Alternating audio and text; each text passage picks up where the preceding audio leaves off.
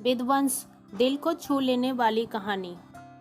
जिला बनारस में बीरा नाम का एक गांव है। वहां एक विधवा वृद्ध संतानहीन नीच जाति की महिला रहती थी, जिसका भुनगी नाम था। उसके पास एक धूर भी जमीन न थी और न रहने के लिए घर था। उसके जीवन का सहारा केवल एक छोटी भट्ठी था। गांव के लोग अक्सर भुना हुआ चना, चावल, पुंजा या सत्तू का सेवन करते ही हैं।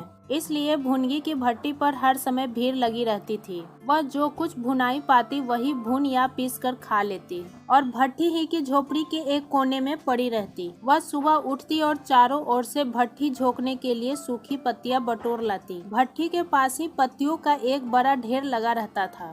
दोपहर के बाद उसका भट्टी जलता था, लेकिन जब एकादशी या पूर्णमासी के दिन पारंपरिक भट्टी न जलता।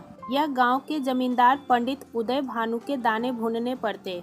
उस दिन उसे भूखे ही सोना पड़ता था। पंडित जी उससे बिना मजदूरी के दाने भुनवाते थे और उसे उनके घर का पानी भी भरना पड़ता था और कभी कभी इसी कारण से भट्टी बंद रहता था। वह पंडित जी की गांव में रहती थी, इसलिए उन्हें उससे सभी प्रकार की बिना मजदूरी काम लेने का अधिकार था। उन्हें अन्याय नहीं कहा जा सकता। अन्याय केवल इतना था कि बिना मजदूरी सूखी लेते थे। उनकी धारणा यह थी कि जब खाने ही को दिया गया तो मजदूरी कैसी। किसान को अधिकार है कि बैलों को दिन भर जोतने के बाद शाम को खूंटे से भूखा बांध दे। यदि वो ऐसा नहीं करता तो यह उसकी दयालुता नहीं है, केवल अपनी भलाई की चिंता है। पंडित जी को उसकी चिंता ना थी, क्योंकि एक तो भुनगी एक दो दिन भूखी रहने से मर नहीं सकती थी और यदि इत्तेफाक से मर भी जाती तो उसकी जगह दूसरी नीच जाति की महिला बड़ी आसानी से बसाया जा सकता था। पंडित जी की यही क्या कम कृपा थी कि वह भुनगी को अपने गांव में बसाए हुए थे। चैत का महीना था और संक्रांति का पर्व। आज के दिन नए अन्न का सत्तू खाया और दान दिया जाता है। घरों में आग नहीं जलती। भुनगी का भट्टी आज बड़े जोरों पर था। उसके सामने एक मेला सा लगा हुआ था।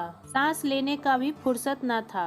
ग्राहकों की जल्दबाजी पर कभी कभी गुस्सा हो पड़ती थी कि इतने में जमींदार साहब के यहाँ से दो बड़े बड़े टोकरे अनाज से भरे हुए आ पहुँचे और हुक्म हुआ कि अभी भून दे। भुनगी दोनों टोकरे देखकर सहम उठी। अभी दोपहर था, पर सूर्यास्त से पहले इतना अनाज भूनना असंभव था। घड़ी तो घड़ी और मिल जाते तो 1-8 दिन का समय के खाने भर को अनाज हाथ आता। ईश्वर से इतना भी न देखा गया। इन यमदूतों को भेज दिया। अब दिन रात तक मुफ्त की भट्टी में जलना पड़ेगा। एक निराशा भाव से दोनों टोकरे ले लिए। चपरासी ने डांट कर कहा, देर न लगे नहीं तो तुम जानोगी। भुनगी बोली, यहीं बैठे रहो, जब भुन जाए तो ले जाना।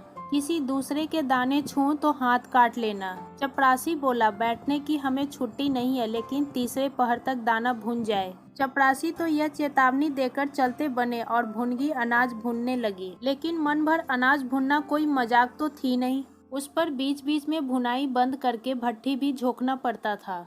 इसी कारण से तीसरा पहर हो गया और आधा काम भी ना हुआ। उसे भय हुआ कि जमींदार के आदमी आते होंगे। आते ही गालियां देंगे, मारेंगे। उसने और तेजी से हाथ चलाना शुरू किया। रास्ते की ओर ताकती और बालू हांडी में छोड़ती जाती थी। यहाँ तक कि बालू ठंडी हो गई, सेबड़े निकलने लगे। उसकी समझ में न आता था कि क्या करे। न भूनते बनता था, न छोड़ते बनता था। सोचने लगी, कैसी आफत है। पंडित जी कौन मेरी रोजी रोटी चला देते हैं, कौन मेरे आंसू पोंछ देते हैं। अपना खून जलाती हूँ तब कहीं दाना मिलता है, लेकिन जब देखो सिर पर सवार रहते हैं। इसलिए ना कि उनकी 4 अंगुल धरती से मेरा छुटकारा हो रहा है। क्या इतनी सी जमीन का इतना मोल है? ऐसे कितने ही टुकड़े जमीन गांव में बेकार पड़े हैं। कितनी घर उजड़ पड़ी है। वहाँ तो केसर नहीं उपजती, फिर मुझी पर क्यों यह आठों पहर धौंस रहती है। कोई बात हुई और यह धमकी मिली कि भट्टी खोद कर फेंक दूंगा, उजाड़ दूंगा। मेरे सिर पर भी कोई होता तो क्या इतनी दुख सहनी पड़ती। वह इन्हीं घिनौना विचारों में पड़ी हुई थी कि दोनों चपरासियों ने आकर कठोर स्वर में कहा, क्यों री दाने भून गए? भुनगी ने निडर होकर कहा, भून तो रही हूँ, देखते नहीं हो। चपरासी ने कहा, सारा दिन बीत गया और तुमसे इतना अनाज न भुना गया। यह तू दाना भून रही है कि उसे बर्बाद कर रही है? यह तो बिल्कुल सेबड़े हैं। इनका सत्तू कैसे बनेगा?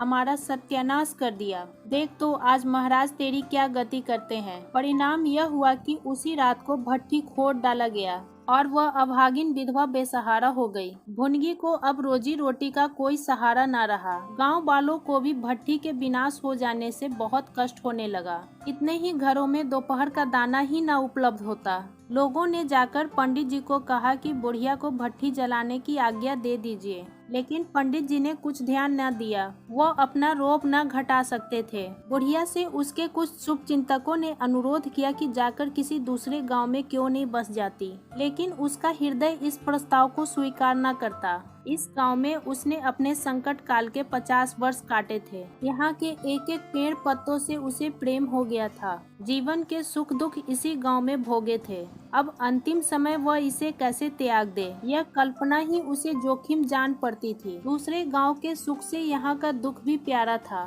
इस प्रकार एक पूरा महीना गुजर गया। सुबह सुबह पंडित उदय भानु अपने 2-3 चपरासियों को लिए टैक्स वसूल करने जा रहे थे। नौकरों पर उन्हें विश्वास न था। नियम में वह किसी अन्य व्यक्ति को शामिल न करते थे। बुढ़िया की भट्टी की ओर ताका तो बदन में आग सी लग गई। भुनगी टूटी फूटी वस्तु को फिर से सुधार रही थी। बुढ़िया बड़ी तेजी से उस पर मिट्टी के लोंदे रख रही थी। शायद उसने कुछ रात रहते ही काम में हाथ लगा दिया था और सूर्योदय से पहले ही उसे समाप्त कर देना चाहती थी। उसे थोड़ा बहुत भी डर नहीं थी कि मैं जमींदार के विरुद्ध कोई काम कर रही हूँ। गुस्सा इतना कि मौत हो सकता है, इसका समाधान भी उसके मन में न था। एक प्रतिभाशाली पुरुष किसी गरीब कमजोर औरत से इतना दुश्मनी रख सकता है, उसे उसका ध्यान भी न था। भुनगी परोपकार को अन्याय से कहीं ऊंचा समझती थी, लेकिन हाँ, बदनसीबी तूने धूप में ही बाल सफेद किए। एकाएक उदय भानु ने गरज कर कहा, किसके हुक्म से? भुनगी ने हड़बड़ा कर देखा तो सामने जमींदार महोदय खड़े हैं। उदय भानु ने फिर पूछा, किसके हुक्म से बना रही है? भुनगी डरते हुए बोली, सब लोग कहने लगे बना लो तो बना रही हूँ। उदय भानु ने कहा, मैं अभी इसे भी खुदवा डालूंगा। यह कहकर उन्होंने भट्टी में एक ठोकर मारी। गीली मिट्टी सब कुछ लिए दिए बैठ गई। दूसरी ठोकर हाडी पर चलाई, लेकिन बुढ़िया सामने आ गई और ठोकर उसकी कमर पर पड़ी। अब उसे क्रोध आया। कमर सहलाते हुए बोली, महाराज तुम्हें आदमी का डर नहीं है तो भगवान का डर तो होना चाहिए। मुझे इस तरह उजाड़ कर क्या पाओगे? क्या इस 4 अंगुल धरती में सोना निकल आएगा? मैं तुम्हारे ही भले की कहती हूँ, गरीब की हाय मत लो, मेरा रोआ दुखी मत करो। उदय भानु ने कहा, अब तुम यहाँ फिर भट्टी नहीं बनाओगी? भुनगी बोली, भट्टी नहीं बनाऊंगी तो खाऊंगी क्या? उदय भानु बोला, तेरे पेट का हमने ठेका नहीं लिया है। भुनगी बोली, खिदमत तो तुम्हारी करती हूँ, खाने कहाँ जाऊँ? उदय भानु बोला, गांव में रहोगी तो खिदमत करनी पड़ेगी। भुनगी बोली, खिदमत तो तभी करूँगी जब भट्टी बनाऊंगी, गांव में रहने के नाते सेवा नहीं कर सकती। उदय भानु बोला, तो छोड़कर निकल जा। भुनगी बोली, क्यों छोड़कर निकल जाऊँ? 12 साल खेत जोतने से आदमी खेतियर हो जाता है। मैं तो इस झोपड़े में बूढ़ी हो गई। मेरे सास ससुर और उनके बाप दादे इस झोपड़े में रहे। अब इसे यमराज को छोड़कर और कोई मुझसे नहीं ले सकता। उदय भानु बोला, अच्छा तो अब तुम बहुत बढ़कर बातें करने लगी। हाथ पैर पड़ती तो चाहे मैं रहने भी देता, लेकिन अब तुझे निकाल कर ही दम लूंगा। चपरासियों से कहा, अभी जाकर उसके पत्तियों के ढेर में आग लगा दो, देखे कैसे भट्टी बनाती है। एक क्षण में हाहाकार मच गया। आग का दहकता हुआ गोला आकाश से बातें करने लगा। आग की लपेटें किसी पागलों की तरह इधर उधर दौड़ने लगी। सारे गांव के लोग उन अग्नि पर्वत के चारों ओर जमा हो गए। भुनगी अपने भट्टी के पास उदासीन भाव में खड़ी यह लंका दहन देखती रही। अचानक वह तेजी से आकर उसी अग्नि कुंड में कूद पड़ी। लोग चारों तरफ से दौड़े, लेकिन किसी की हिम्मत न पड़ी कि आग के मुंह में जाए। पल भर में उसका सूखा हुआ शरीर अग्नि में समाहित हो गया। उसी समय हवा भी तेजी से चलने लगा। ऊपर की ओर जाने वाला आग की लपटें पूर्व दिशा की ओर दौड़ने लगी। भट्टी के पास ही किसानों की कई झोपड़ियां थी, वह सब आग की लपेट में आ गई। इस तरह खूब उत्साहित होकर आग की लपटें और आगे बढ़ी। सामने पंडित उदय भानु की घेरा था, जिसमें किसान अनाज रखते हैं, उस पर आग झपटी। अब गांव में हड़कंप मच गई। आग बुझाने की तैयारियां होने लगी, लेकिन पानी के छींटे ने आग पर तेल का काम किया। आग और भड़की और पंडित जी के विशाल भवन को दबोच बैठी। देखते ही देखते वो भवन उस कश्ती की तरह जो मतवाला तरंगों के बीच में हवा का झोंका खा रही हो, अग्नि सागर में विलीन हो गया। और वह विलाप गुंजा जो उसके जलकर राख हुआ। मैं प्रकट होने लगी। भुनगी के शोकमय विलाप से भी अधिक करुणाकारी थी। दोस्तों, क्या कहना है आपको इस कहानी के बारे में? कमेंट करके ज़रूर बताएं। वीडियो को लाइक करें और इसी तरह की रोचक कहानी लगातार देखने और सुनने के लिए हमारे चैनल को सब्सक्राइब करें। घंटी को दबा के ऑल पर सेट कर लीजिए ताकि आने वाले वीडियो का नोटिफिकेशन आपके पास तुरंत पहुंचे। मिलती हूँ आपसे अगली वीडियो में, तब तक के लिए धन्यवाद।